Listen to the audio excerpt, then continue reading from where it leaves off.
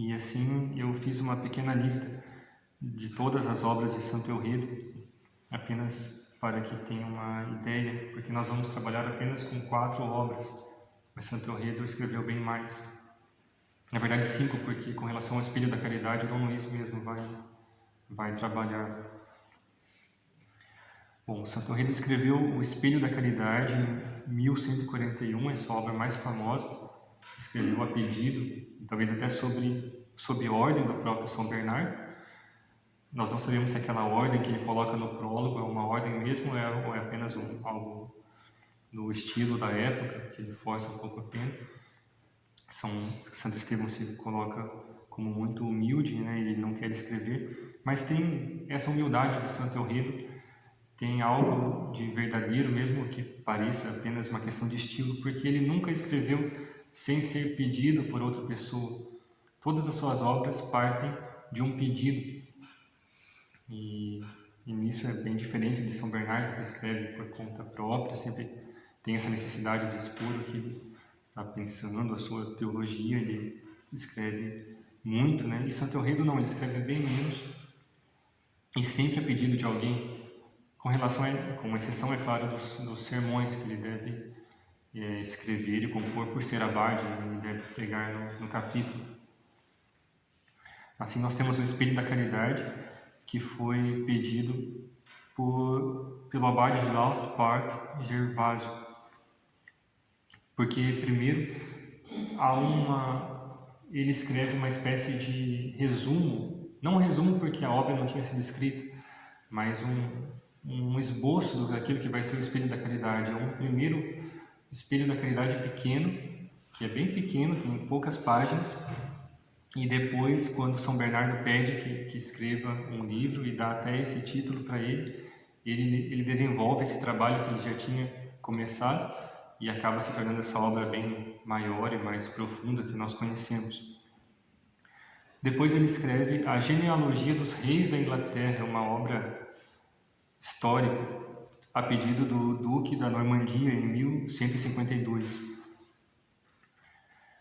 Nós temos a vida de São Niniano, que é um santo de Hexham, da cidade dele mesmo, que ele também escreve em 1155.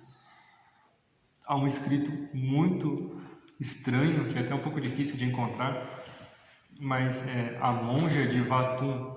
A Monja de Vatum também é uma história de uma monja que tinha uma vida muito conturbada, uma vida muito estranha, e que depois acaba se convertendo. E é um livro quase anedótico, digamos assim, mas mesmo os grandes especialistas em Santo Elredo vão dizer que é um livro estranho, porque ele entra em muitos detalhes estranhos sobre essa monja e acaba talvez perdendo um pouco o fio da meada, acaba virando mesmo um livro anedótico, né? Mas sempre depois com o fim de contar como foi essa sua conversão, e a monja acaba bem no final. E também ainda nessa linha dos santos, ele escreveu os milagres da igreja de Hexham também, com todos os milagres mais importantes dos santos da sua cidade. Em homenagem ao fundador de Rivaux, esse barão, que foi o grande benfeitor, ele escreveu a Batalha do Estandarte, que é um relato de uma batalha no qual os barões da Escócia guerrearam contra o rei, ou pressionaram ao menos o rei da Escócia por uma questão política. E esse Walter Speck foi muito importante nessa batalha. E ele escreve assim, esse relato em homenagem a esse Walter Speck. Depois nós temos a vida de Santo Eduardo, o Confessor, que é um santo tão importante para os ingleses. É um santo rei da Inglaterra, muito respeitado. E é ele que escreve essa biografia, que acaba se tornando bastante importante. Depois nós temos os sermões sobre os fardos de Isaías. Essa obra a gente vai trabalhar um pouquinho à tarde. Então, hoje à tarde eu explico bem o que são esses fardos de Isaías, que é uma questão um pouco complexa, mas que foram dirigidos a Gilberto, bispo de Londres. E, por fim, ele conclui a amizade espiritual nessa época, ainda que seja um livro que não dá para datar muito bem, foi começado quando ele era talvez mestre de noviços, ou talvez até antes de ser abade, ou no começo de seu abaciado. Ao menos no nível dos relatos, nós não sabemos se ele escreveu ou se simplesmente guardou na memória esses diálogos que ele teve com alguns amigos, mas é um livro que ele vai compondo durante toda a sua vida e acaba finalizando nesse último período, a mensagem espiritual, que é o segundo livro mais importante, ao menos conforme nós consideramos hoje, porque o próprio Santo Eulredo e os monges da sua época, os grandes mestres da sua época, acreditavam que a sua obra mais importante eram esses estranhos, ao menos no título, sermões sobre os fardos de Isaías.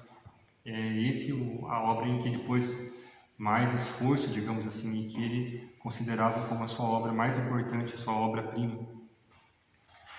Além disso, nós temos cerca de 200 sermões que sabemos que ele escreveu. Não temos mais esses 200 sermões, talvez temos cerca de 50. E mesmo assim eles ainda estão sendo descobertos, muitos desses 50 foram descobertos no século passado. E talvez um dia ainda se encontrem mais. Temos uma regra das reclusas, a vida das reclusas, que ele escreveu a pedido da sua irmã, que era uma eremita, digamos assim. Nós vamos trabalhar também esse livro na quarta-feira, se eu não me engano. É uma regra muito importante para nós, porque é uma obra na qual ele explica a respeito da sua visão da vida monástica. Nós temos uma regra para os eremitas escrita por um cisterciense, é uma coisa muito interessante. E não é um livro tão pequeno, é um livro em que ele se estende bem, ele acaba também o livro ensinando como meditar o Evangelho. É muito interessante, muito interessante. É um livro esquecido, a gente costuma ver simplesmente o título, e é um livro sobre o qual não se fala muito, mas para nós monges é interessante. E os dois últimos, a sua oração pastoral, que nós não conseguimos datar também, mas provavelmente é um escrito do Santo Estevão já idoso, um abade experiente.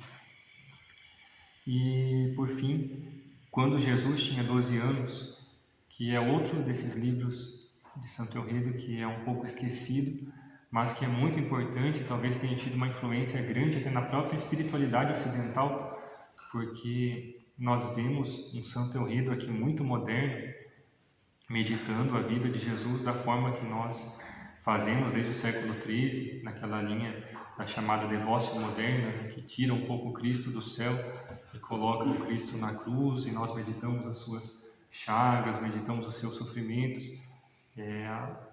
E esse livro, assim como alguns dos escritos de São Bernardo, estão no meio do caminho, quase que abrindo o caminho para esse novo tipo de espiritualidade que vai começar nessa época, no qual provavelmente os tercienses tiveram um grande peso, quase que talvez sem perceber, porque os tercienses tentaram conservar a tradição antiga e, devido à sua espiritualidade própria, acabaram abrindo um caminho novo em toda a espiritualidade cristã.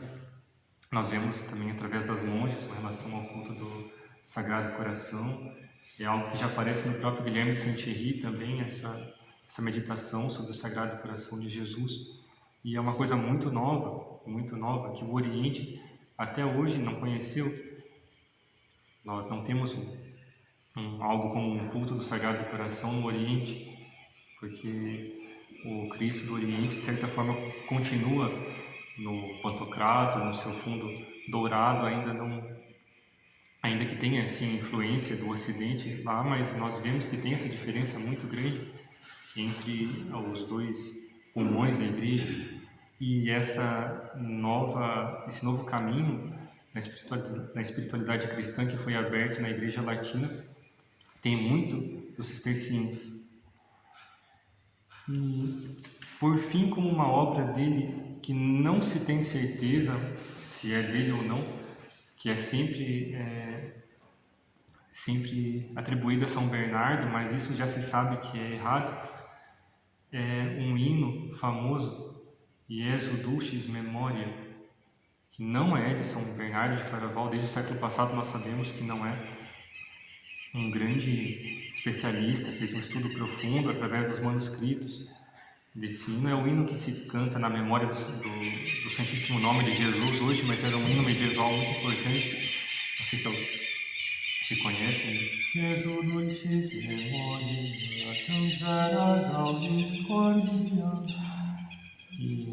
E é um hino que mostra muito dessa espiritualidade também, que quer meditar a vida de Jesus, quer sentir a sua doçura, e é quase um exemplo dessa abertura para a devócia moderna que está começando. E não sabemos se é de Santo Eurido, mas sabemos que é de um inglês muito importante do tempo de Santo Eurido, porque esse hino se espalhou pela Inglaterra muito rapidamente. E algumas das suas frases, alguns dos versos desse hino coincidem exatamente com os escritos de Santo Eurido. Então, é bem possível que seja ele.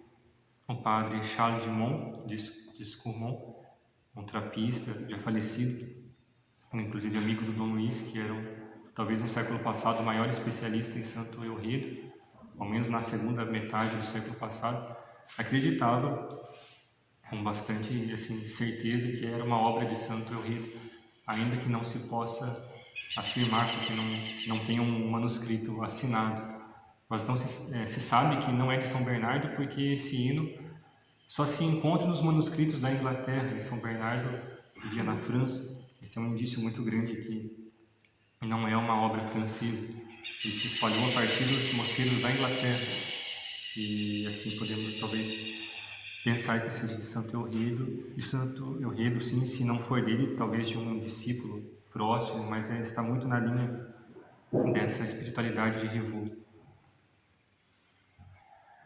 Então, se alguém um dia se virem em algum lugar falando que é um hino de São Bernardo, muita gente acredita nisso, tem até trabalhos, ainda hoje, mesmo não faz, né? Nesse ano tem um trabalho saindo em Roma a respeito desse hino de São Bernardo, mas então se virem, e é até comum os hinários aparecerem como um hino de São Bernardo, sabem que não é, provavelmente é de Santo Eurido. Por fim, os últimos 10 anos, Santo Eurido viveu na hospedaria. Ele teve um problema, talvez de cálculo renal, algo assim, sabemos que era um problema nos rins, e teve um final de vida bastante conturbado, como o de São Bernardo. Ele sofreu bastante, como até devia ser comum naquela época, em que as questões de saúde eram tão difíceis, né? E ele viveu por 10 anos na hospedaria. E por fim, nem na hospedaria, mas ele pediu que se construísse uma espécie de choupana, uma cabana, fora do mosteiro, no qual ele acabou vivendo os seus últimos anos. E assim morre o abade de Revaux, já muito famoso, muito querido, e acaba tendo toda essa irradiação, e nós estamos falando o nome dele até hoje.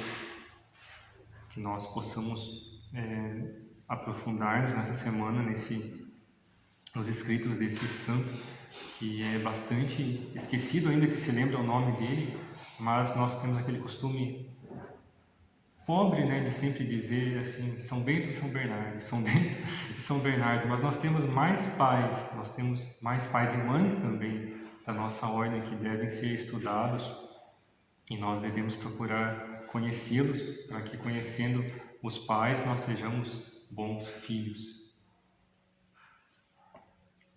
Termino por aqui.